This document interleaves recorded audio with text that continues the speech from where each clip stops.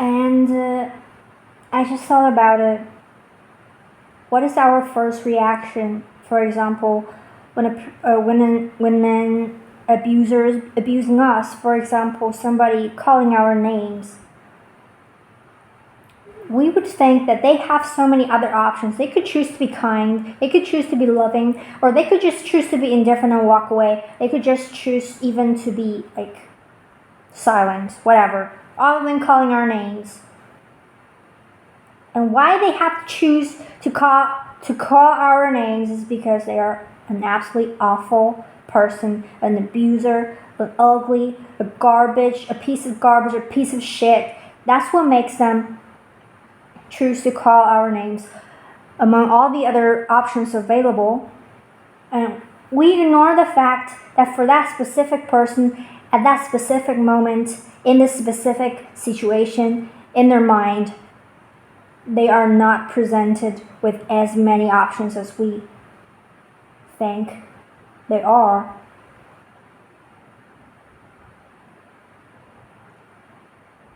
And if we acknowledge this, it stops us from judging that person or shaming that person for being the reason of this violence afflicted, or what's the right word, afflicted upon us.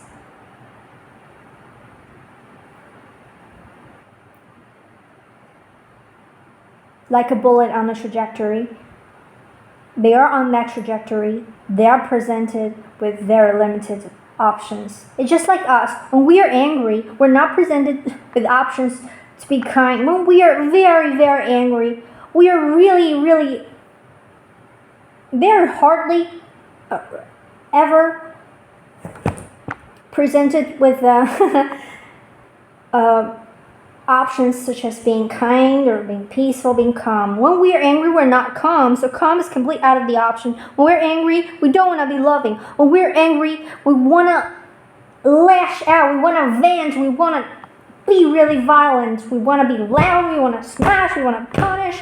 That's what we are. That's exactly the trajectory that we are on. That's giving us very limited options. So you can totally understand why people can argue with each other over extremely trivial and even stupid things.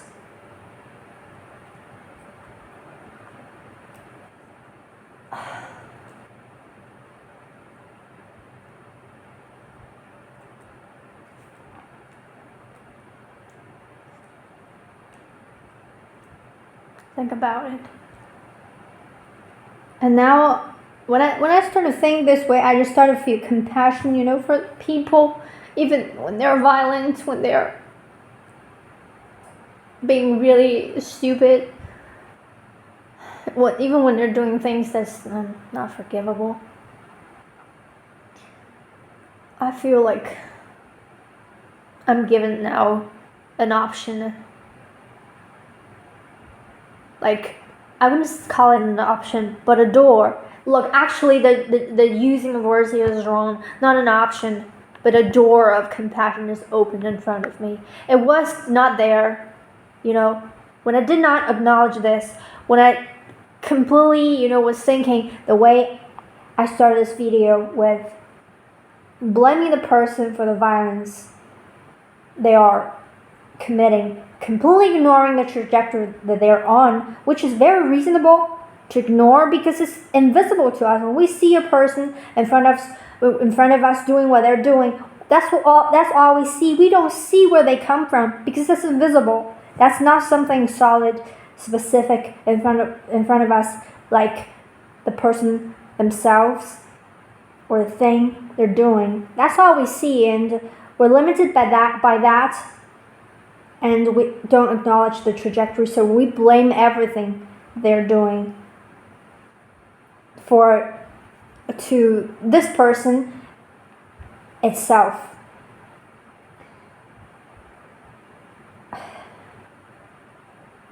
And when I was thinking this way, I get very violent. I cannot forgive because it's impossible. It's impossible to forgive if I'm thinking this way, I'm just, it's very reasonable to not be able to forgive if I never acknowledge the trajectory. If I'm just looking at a bullet, I can never forgive a bullet for doing what it's doing.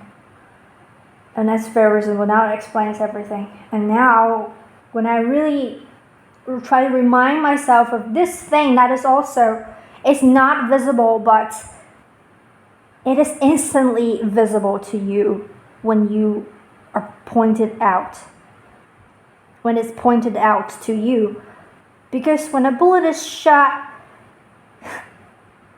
of course it has a trajectory. When a person is doing that thing, of course, they're doing it for a reason. That's not understandable. Like a trajectory, we can't see it. It's not understandable to us. We can only try to imagine it as the best we can do. When we look at a person doing whatever the fuck they're doing it for a reason.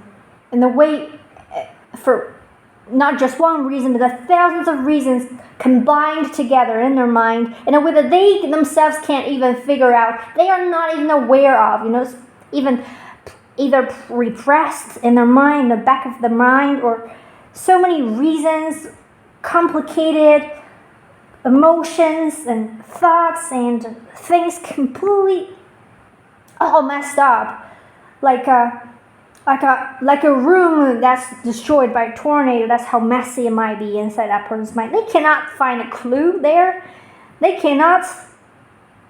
There's no way even for themselves to figure out why they are doing that. They don't think about it because that is also out of the question for them. They don't have this option. The door of consciousness is not open for them at this moment. That's why they're doing the very thing they're doing, whatever it is.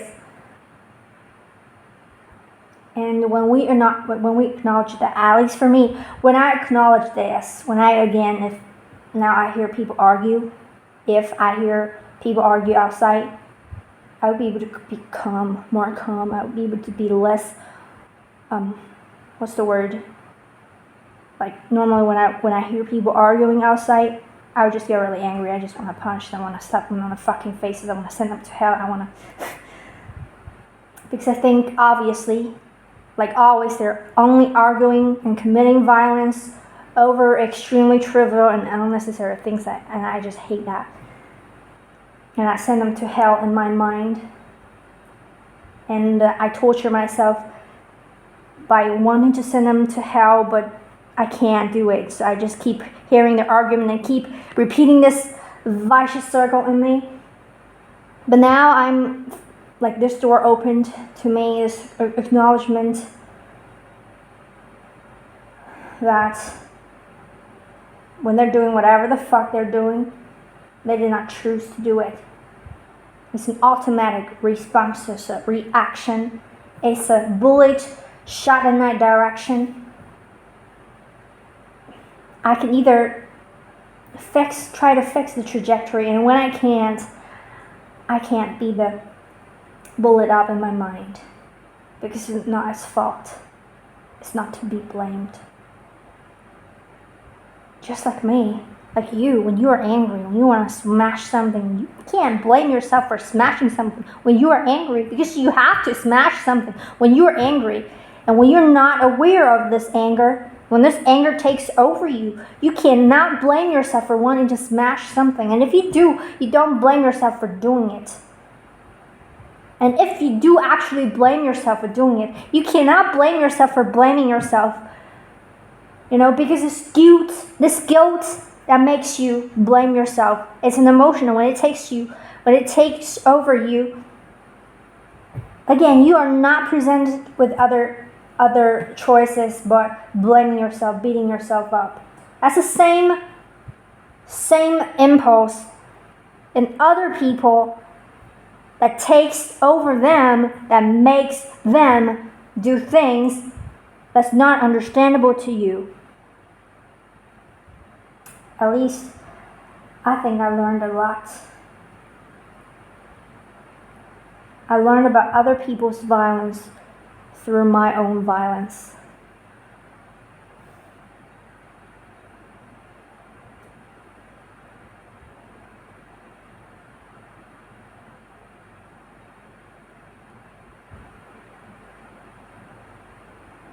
And I am grateful for that.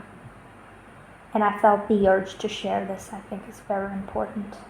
Because I am sure most people don't acknowledge this, or else there wouldn't be this much violence happening in the world, on the internet, obviously.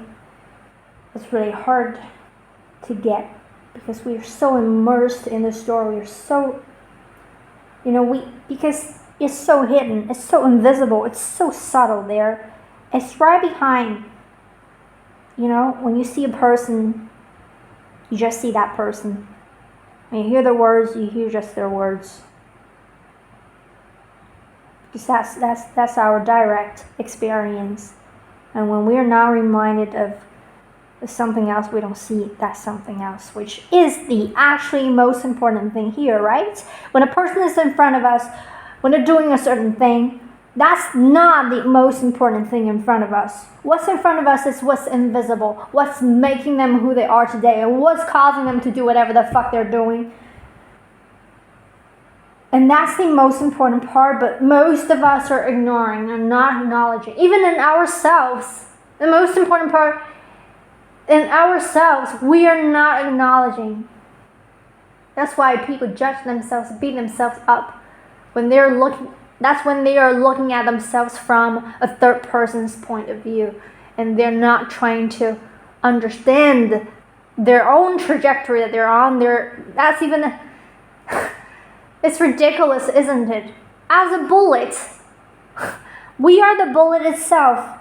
We are on this trajectory, but we beat ourselves up for where we are going. We are ignoring our own trajectory. How ridiculous is that? But that's what we do. That's why this message is so incredibly, extremely important.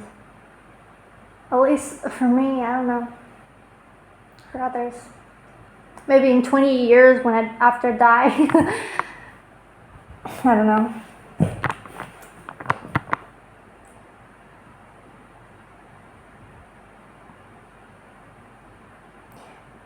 But again, I'm really grateful for this insight, wherever it came from. I think it came from just, because it's really hard to ignore when I see, when I think about the abusers and when I think about their violence, and then the urge to commit violence to them rises in me. It's hard to ignore how they're exactly the same thing. It's very clear for me. It got really clear very soon that impulse that drives me to when I send that person, when I abuse an abuser, is exactly the same impulse inside of that person that makes them want to abuse another.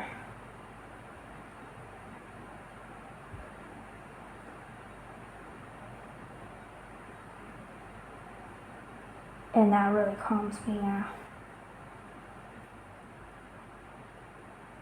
I'm glad that I acknowledged this. And I know that it's not enough to just acknowledge this at this moment today, but it's also important to remind myself, when things happen, when something happens again in front of me, this instinctive urge or rage just rises and want to make me again do things. And that's the crucial moment that I can just remind myself of what I'm talking about now.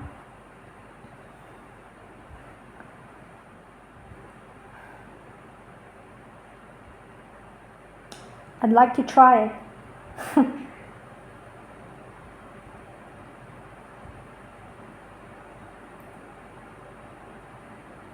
I think if I try to remind myself more and more, I guess sometimes I will fail, sometimes I will succeed, but if I just try to do it more and more and more, as much as I can. If I can't do it, I can't blame myself.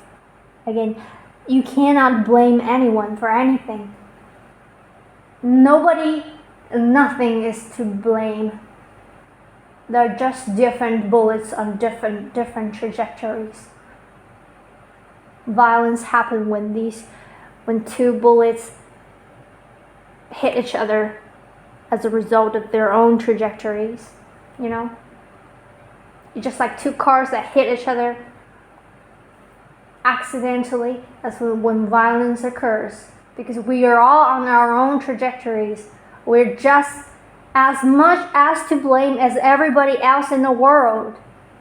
If you ever really want to blame somebody for something, then you are as equally as to blame. But what I suggest then is to not blame at all, just to save the trouble, because it's completely meaningless to blame. It doesn't, because blaming is ignoring the truth, is ignoring the fact, is neglecting the fact. Now you've heard what I had to say, and if you still feel it's completely justified to blame. I mean, it's completely okay for you to feel the urge to blame, that's different. But if you, like, your rational mind, like, it's never okay to blame an emotion, an urge, an impulse inside of you. But when your national mind believes it's okay to blame, that's when you need to do something about it. Because that's not true. That's neglecting the truth. That's perpetuating the violence in the world. Because when you blame someone, that is violence. That is a violence, I have to say.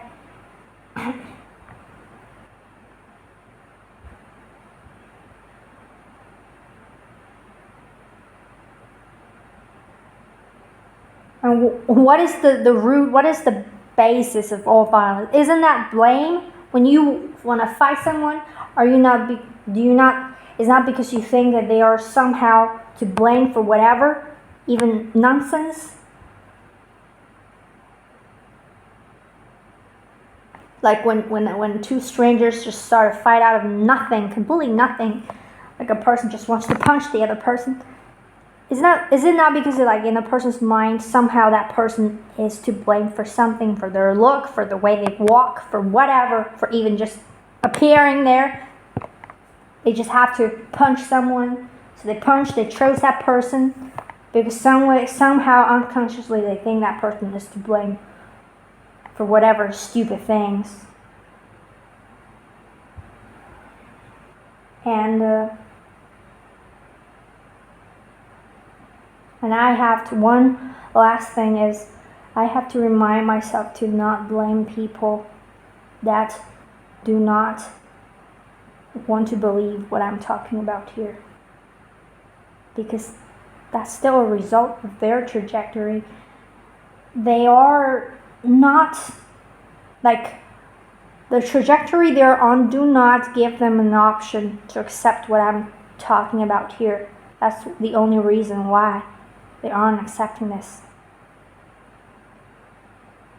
So if people argue with me, they don't want to believe in whatever I'm saying, they still think it's legit to blame others, they still think it's important, it's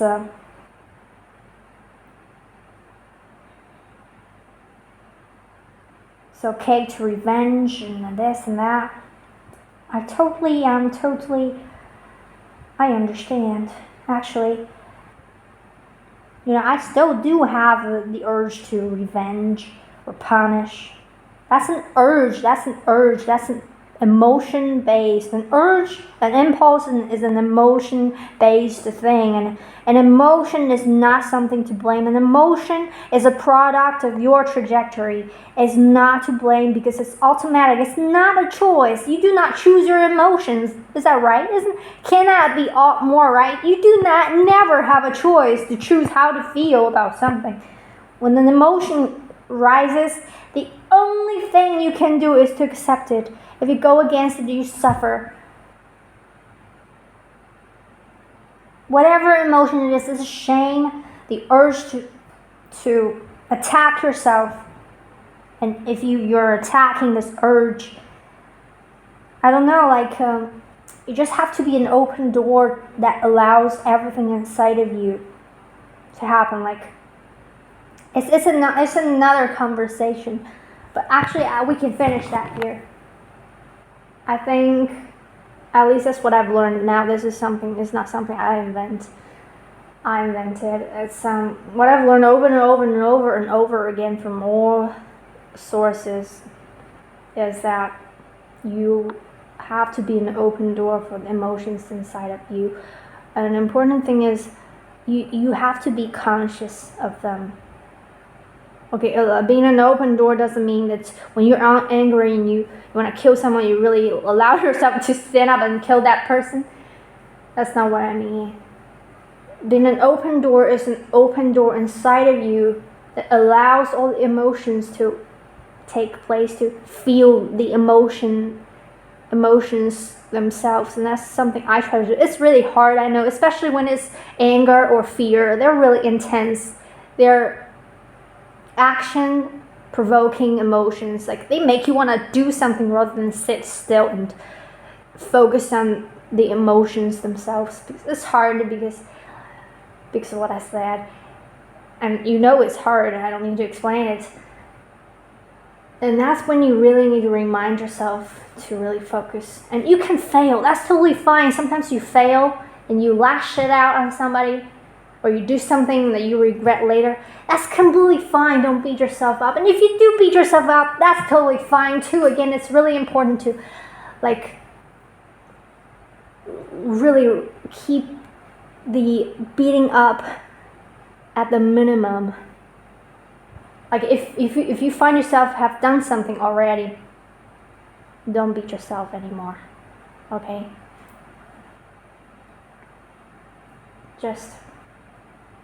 It's not about the past, it's about the moment, the now. And as long as you are conscious of, actually, I don't know, sometimes when I am conscious of my anger, I still feel this impulse to commit violence, in my mind. And I still think about violent things. I'm really aware of my anger, and I'm really aware of these thoughts. And I still believe in these thoughts. And that's really important too. Actually, maybe one day I'll come up with a better idea, but for now, just stick to this plan of just try your best to not be guided by those action-provoking negative emotions like anger and fear. Or really, when you're in the middle of fear or anger, especially, really focus inside of you. Really focus on that emotion. Really try that best you can focus. Actually, it's not super hard. It's not super as hard as you think. Just keep turning your attention inwards, because that emotion is always trying to lead you outwards, thinking about other people, other things, or things you want to do. But then you just take control of that attention, and it's okay if you fail, because you're so used to doing the opposite for all your life, and now you're trying it, and that's really hard in the beginning. So allow failing, just part of the process. And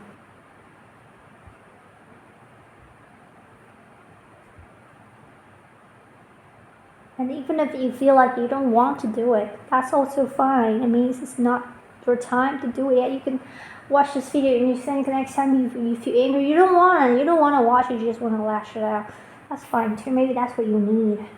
That's a part of your process, your unique process. Maybe that's what you need, so that's fine too. I don't know. But that would be a path of more suffering for sure. And if you think that's okay, definitely. And some people just believe in suffering, Like those people would say no pain, no gain, or how you have to work hard, you have to torture yourself, you have to make sure, like those people just believe they have to first suffer then to finally be worthy. I think that's their like the basis of their philosophy that lies deeply seated in their consciousness or unconsciousness. And I think, okay, I wanted to say this a long time ago. The biggest, most extreme misunderstanding or myth is that suffering is necessary. That pain is necessary for gain. That is the biggest, most extreme myth that most people hold. Even myself, I hold it. Well, that's not a surprise when you grow up in a world that believes in this, where most people live in. It's really it would be a surprise if you don't believe in this. But I know that it is a myth. I know that it is not to believe. It is so wrong. But it causes you so much fear to drop it. Because this sense of unworthiness is so deep inside of you. You kind of feel like, you know how stupid it is. You think you need to work hard. You need to suffer first before the gain. You need to be in pain first. And the more pain you get into, the more gain you think you will get. That's not in your consciousness maybe, but it's in your subconscious. If you're a hardworking type of person, and you believe in hard work, you believe in push, or no pain, no gain, and words like this, you are a big buyer of this myth. And some people are in peace with this believing, and most people are. People like my family, and they never doubt this. They never dive into themselves. They're driven by this myth, like most people. It's irresistible.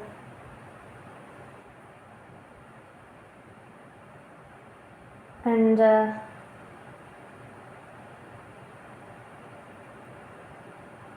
why? Because deep inside of you feel so unworthy. Deep inside, you feel so unworthy that you have to have pain first to enable you to have some gain. Because for you, gaining is so out of balance, right? Why would you gain something without sacrifice first? How can that possibly happen? You know? How can that possibly happen? In your unconscious mind, you'll be thinking, how can it be possible? It's not possible. So I must suffer. I must sacrifice. I must endure pain. I must hard work, do things I hate. I must push to get something. And the harder I push, the more I will get.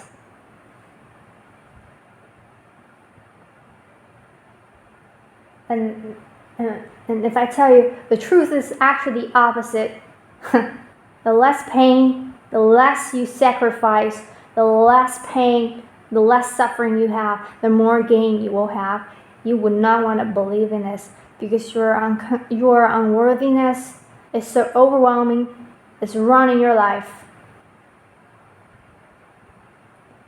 in such a painful but satisfying way to you. Because me, so bought into it. It's in your blood, in your bones. That's how we're raised, with conditional love, with pain, with punishment and rewards, with hard work, with unfairness, with injustice, with depression, violence.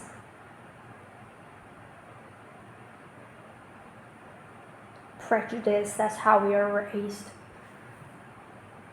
And obviously we would think that we are unworthy. That's irresistible. And that is untrue.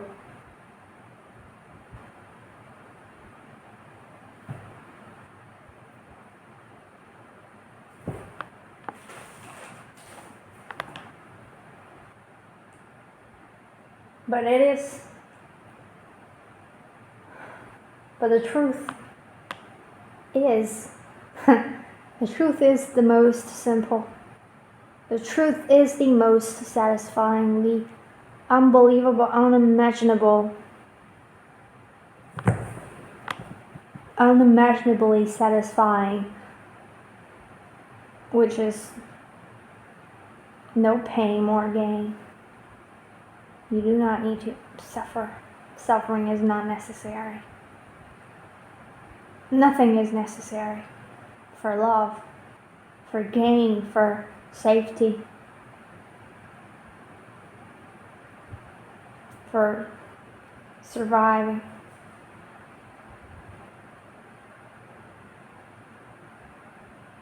I am so glad that things are gonna change.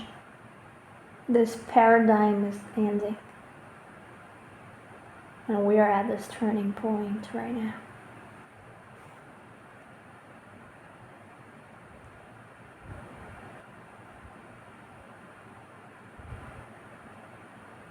I am really glad, I'm more than happy to know this, know everything I know.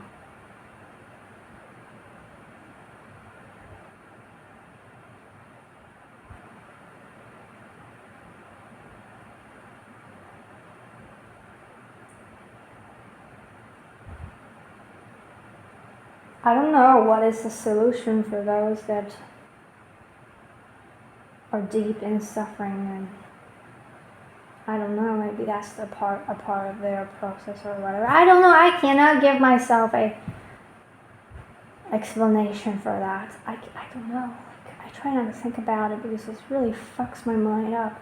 I can't think of why they are like that.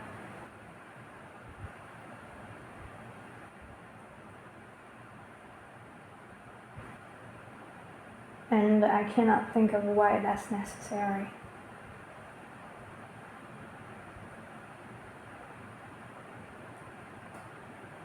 I think, again, I'm looking at the wrong direction. Maybe one day it would be clear.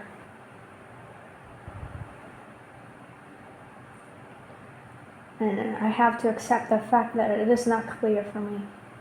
Yeah.